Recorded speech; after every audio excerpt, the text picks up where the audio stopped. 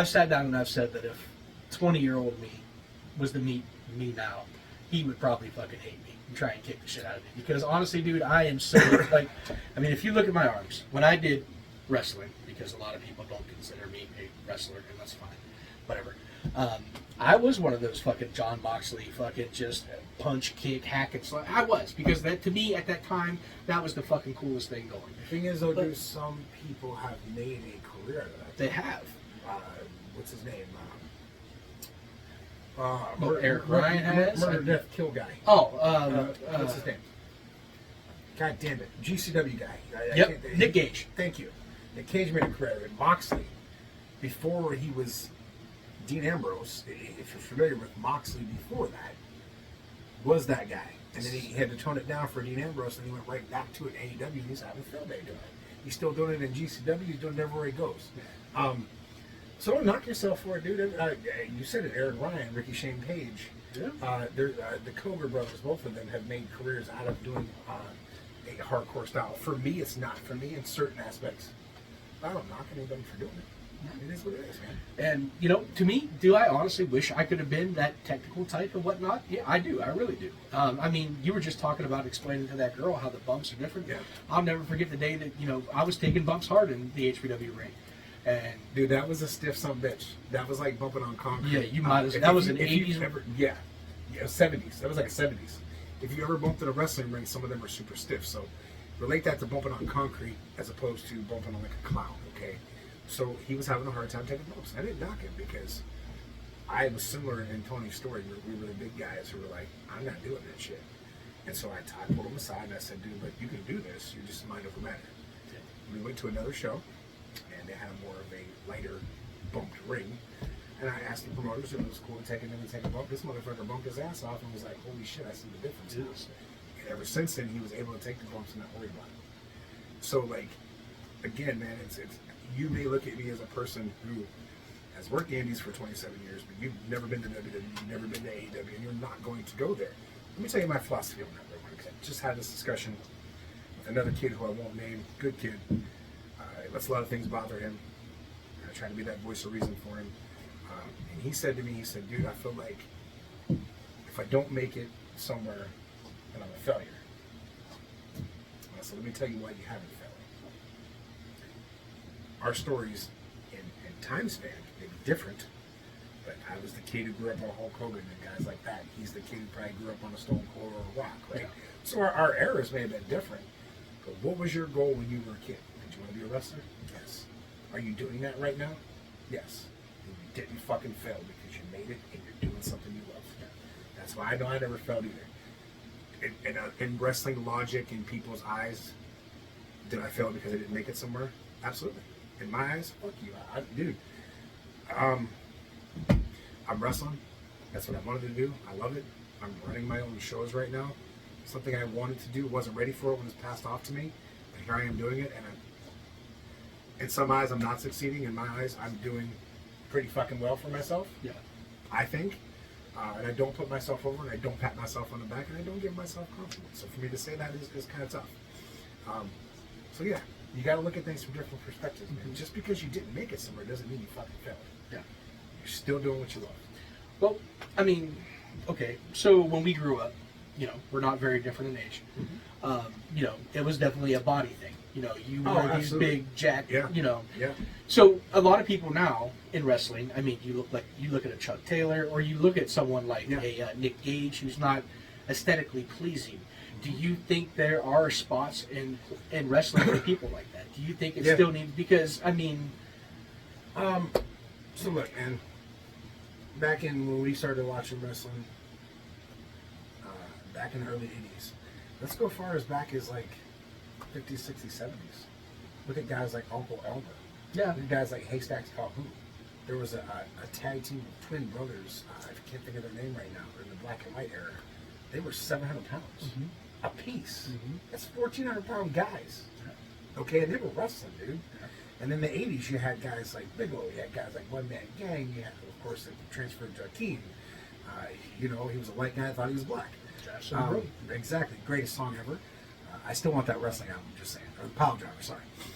But then you get, you know, King Kong Bundy, and the list goes on.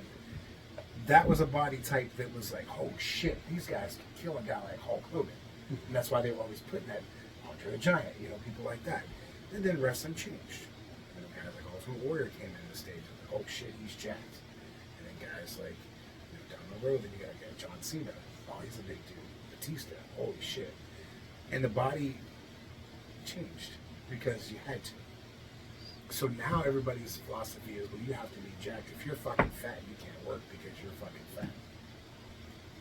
That doesn't necessarily mean you can't work, though. Right. Or, goddamn, dude, you weigh like fucking 112 pounds. You fucking suck. You can't work. Y'all ever see Rey Mysterio when he first started out? Like, I'm not being funny, but like, not everybody that's that size is going to be a Rey Mysterio. But... Well, I guess with the...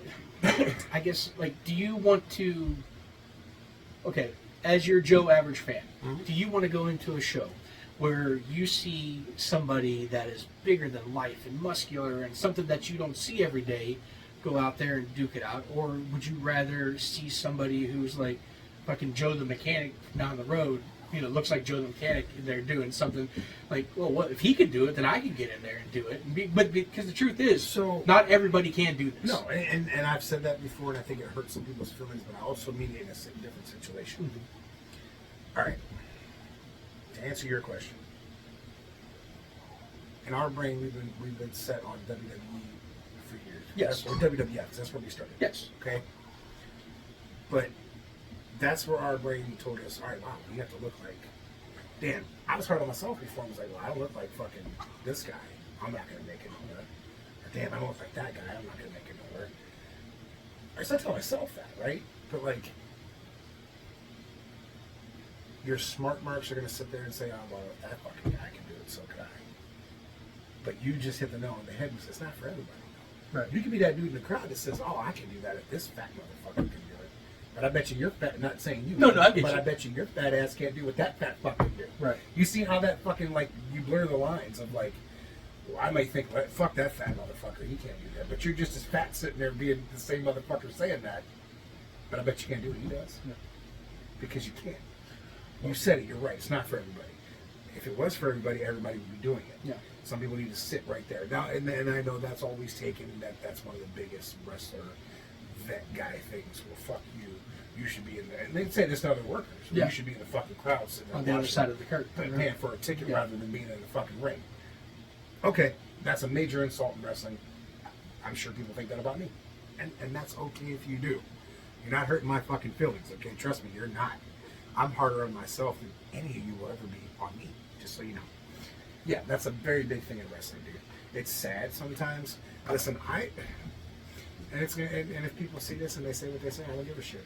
I want to see people enjoy themselves and have fun. If that's your motherfucking dream, then at least fucking give it a shot. Because I was laughed at, I was told I'd never make it, and I believed that for a long time. But I still pushed into it. Should I have really done anything in wrestling? Probably not, dude. I was the fat kid that fucking was like, dude, I was just a fat guy, man. Like, I couldn't, I started out, I felt like I fucking looked like shit. I sucked. I got myself in better shape later on in years. But I was always that dude, at 300 and some odd pounds, I could throw a drop kick, though. Now, everybody can do that, you know what I'm saying? Like, I don't know the guy from fucking Adam, man, but just watching some of those clips from your match with Vinny at that fucking exploder suplex you hit on him. Man, let me tell you what. And I'll pull the curtain back again on this one. So we're talking in the back, right? And I was like, he's like, you want to hit the exploder? I was like, I mean, I want to, but you're gonna be able to get up for that though, because like, dude, we only got one shot at that shit. Yeah. Like we can go for it earlier, and you can block it, but when we go for that second time, you gotta go. We gotta hit that bitch, right? He was like, you saying I can't jump? I was like, that's not what I'm saying. I'm saying we got one shot, dude. Yeah. You're okay, Soph. Sophie's the dog that's whining down there, if you hear that. But I was like, we got this. Like, I think we can pull this off. And we hit it. And he hit me, which I haven't posted a clip yet, but he hit me with the fucking, what's Baron Corbin's fucking the spin around deal? Oh, End of Days. No, not that one, the other one. But, man, he catches you like this and then spins around and takes the bump. I cannot think of the name of it right now. End of Days is his finisher, though. Okay. But he hit me with that. That was so fucking smooth. I was like, damn, we hit that sucker. But now, dude, like, but there's guys that can go in there and work Vinny, but I can't do nothing with him because he's too big. Work with him, dude. Yeah, work with him. You know, like, I've seen him take a fucking Canadian destroyer from a guy not even half the size, more than half the size. Okay, so there's another thing. Do you think just because you can, should you? I mean, Big Show could fucking go up in WCW to do a moonsault. Right. Yeah. But should he be doing something like that? Only once in a while. So if Big Show is working like a Brock Lesnar, and hey man, Brock Lesnar's down, fuck it, you hit that moonsault, they've already seen it. You don't have to ever do that shit again, except for maybe once or twice in your whole. In a span of 10 years, he can hit 3 times, and people will be like, "Damn." So you think someone Vinny's size should be taking Canadian? I mean, at least from someone smaller. You know what? It's impressive though. Yeah, absolutely, yes. Because here's the thing: like a guy Vinny's size should not take a Canadian destroyer from someone that's smaller than him. But if that dude hits that fucking Canadian destroyer, you just put him up here, right, on a guy Vinny's size. Whereas, like, you're like, "Oh shit, that fucking dude just hit that on Vinny. Like that was big. Right. They're gonna pop for it." Gotcha. You know, there's a lot of stuff that people see things in ways that, and I don't see it the same way, dude. What about protecting finishers? You don't see that a lot anymore. Man, look, listen, dude. Again, this is what I try to say, like I say in the locker room. Be courteous of people's moves. So if Tony does a fucking, I don't know, throw me a move real quick. DDT. Okay, so if Tony does a DDT, don't do a DDT. Because that's Tony's finisher, and in match number 8, he's wrestling me. But in match number 1, someone does a DDT, the dude kicks out, our finish, dead. Because he looks like shit. Now what I do, shouldn't he fucking kicked out back at me. You know, and it's like, yeah, protecting the finisher 100%, man. There's instances where if you're doing a big time match and let's say I hit my finisher on like a video or something and he kicks out, that's that shock factor. Yeah. Oh shit. You know, I had him beat, what the fuck, you know? You have to do that sometimes. Because that helps tell your story. You know? Did you ever hear the story about Taker and the Dudleys about protecting 3D and all that? Yeah. Fucking Taker's like, I'll let you, or, you know, fucking put me away, or what was it? Taker. He wanted to take it, but he wouldn't kick out of it or something like that. Wasn't it something like that or whatever? I think it was. Yeah, it's something because like. Because he wanted to make them look strong because that was their big time finish. And it's never really been kicked out of, yeah. So. Yeah, but yeah, Taker wanted to protect their finish. I mean, that's the fucking Undertaker with a tag team that they're established, but let's be honest, they're not big like Taker. No, that is the one guy in the history of wrestling that will forever go down as the one man to always protect the business. Until the day it took him 30 plus years to sit down and have an interview where he talked out of character. Yeah. And you know that was hard for him. You could tell it was hard for him. Yeah. Because he's not used to that, man. This man lived that gimmick for 30 plus years, dude. And it's something to see that he can talk about it now, and it's nice to see the other side of that. Like, we saw Undertaker for 30 plus years. Now we're seeing Mark Calloway. Yeah. And it's cool to see that, like, that person behind that gimmick, you know? Where, like, I feel like everybody's so... Wrestling's very toxic sometimes. Right? Oh, absolutely. But it's also like life. We grew up being the bigger guys, so we got called fat. This and that and everything else. Everything you think of, yep. Okay, so we live that, right? Yep. Got into wrestling, we still got called the same thing. The difference is, though, in wrestling, you have to have a tough skin. In life, you didn't have that yet. But in wrestling, you have to have that tough skin. We did a show one time at Turner's Hall, where JT used to run his show, doing All Pro. And we were walking up the deal, and me and Jeff were walking, and one dude goes, "God damn, you're fucking fat." I stopped, looked at that dude, and I was like, "You mean to tell me you paid $12 to tell me something I've known my entire life, you stupid motherfucker?" Jeff screamed and started laughing. And the dude just put his fucking head down and looked at me like, wow. I was like, yeah, that doesn't hurt, bro. You paid $12 to tell me I'm fat. I fucking know that, motherfucker. Mm-hmm. The fuck? Like, come on, dude. You know, but like, it's a very insulting business, man. Everybody thinks that everybody else is... Everybody has that mentality of, I'm better than that person. I'm better than this person. Are there better workers than some? Yeah, absolutely. 100%. I'm not going to sit here and tell you that there aren't. Are there better workers than me? Fucking a whole lot of them, dude. A whole lot of them. And I've always been that person where I'm able to tell a story. I'm able to get the crowd behind me. People give a fuck about me when I'm in the ring. Yeah. That's all I care about. As a booker and a promoter, I want the crowd to have fun. I want them to be invested into our storylines. And I want them to come back for the next show. I want them to continue to enjoy what we're doing. And I've had compliments on that, not to me, because I don't go out there and tell people that I run the show. They've said it to other people, they come back and told me, and that makes me feel good. other than that, man, to circle back to what we initially started talking about, a person like Tony Khan who came from not the wrestling business needs to take advice from people that were in the wrestling business for several years.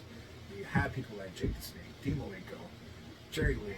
You had William Regal. You let that go. Could have had Bret Hart. Yeah.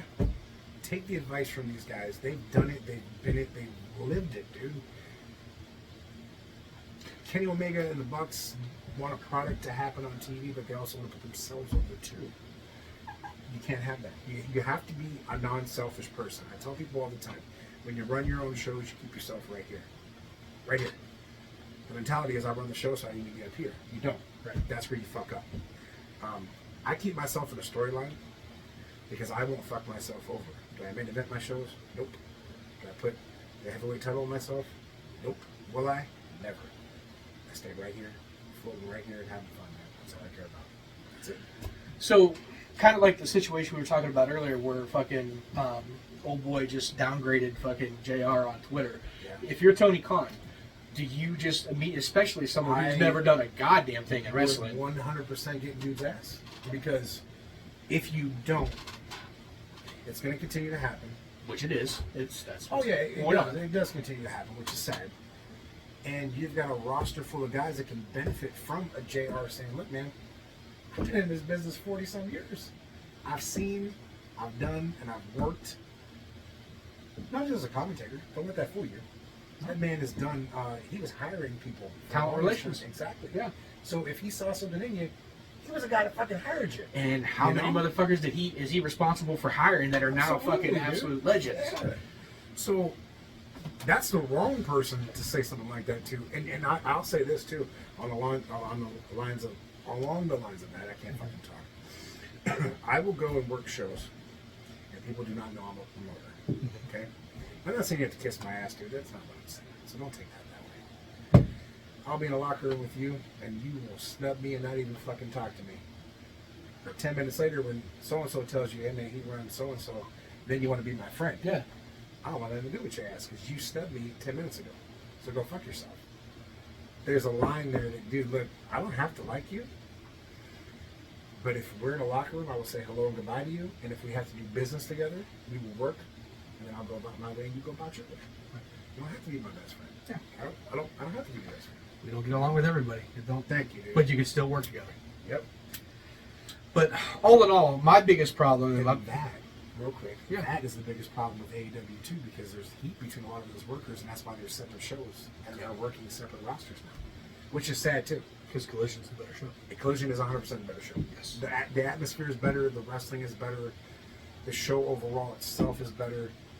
It's just been a top-notch show from the start, and I enjoy it way better than Dynamite and Rampage. You could tell too, though, when there's maybe guest bookers showing up, and some matches or segments are not. Yeah.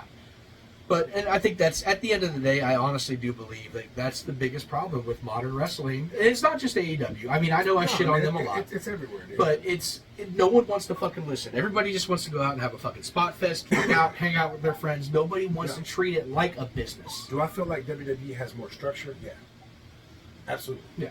But what you just said happens everywhere. Yeah. WWE, AEW, TNA, every promotion, the indies, it's all over the fucking indies, dude.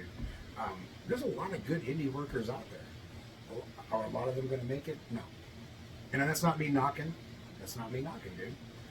But don't have that feeling of you're a fucking failure if you don't, dude. Yeah. Enjoy it. Love it while you can. To get the most out of it, man. Yeah. In 3 years, I'll be 30 years in, man. Okay. My goal, to hit at 35. Will I make it? Don't know. Do I want to? Yeah. You will. When I start taking shitty bumps, I'm done. When I start bumping on my ass and shit, I'm done. But I love every bit of it, man. And I want to work on the 20th anniversary of RIP. That'll be 35 years in, or 34 years in. And that's certainly I have to even out to 35. I have to. But yeah, I mean, either way, man. I was the fat kid that had a dream and still living it, so I'm happy. That's all I can say, man. Well, I know I was a little more quiet than usual on that, but for a reason, because when a fucking person that is your status, a veteran, someone like, I know, you shut up and you listen, because that's what people should fucking do. No, they don't. But that is our take on modern wrestling, and we've got one more episode left in this season, and that's going to be the good one, the things that we love the most. Yeah. Halloween time, Halloween movies, upcoming Halloween or horror type movies, all kinds of shit. Yeah. So stick it around, listen, watch, learn, fucking wait for the next episode. I'm tired, I'm a little buzzed. So we will see you on the next episode.